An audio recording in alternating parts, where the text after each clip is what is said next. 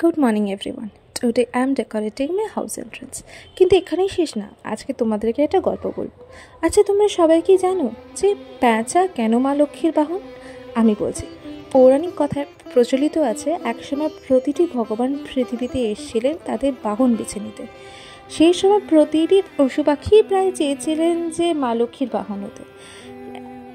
এত দোটানাতে পড়ে মা লক্ষ্মী সে সময় বলেছিল যে তিনি আবার কার্তিক অমাবস্যা রাতে আসবেন, আর সেই সময় যে পশু বা পাখি তার কাছে সর্বপ্রথম আসবে তাকেই সে তার বাহন বলে বেছে নেবে। তো তিনি কার্তিক অমাবস্যার রাতে পৃথিবীতে অধিষ্ঠান করেন, আর সেই সময় এত অন্ধকারে প্রতিটি পশু পাখি তার রাস্তা ভ্রষ্ট হয়ে গেছিল, কিন্তু পেঁচা তার তীক্ষ্ণ দৃষ্টির জন্য সর্বপ্রথম মা লক্ষ্মীর কাছে এসে পৌঁছেছিলেন, আর সেই জন্যেই মা লক্ষ্মী তাকে তার বাহন হিসাবে বেছে নিয়েছিল। বুঝলে?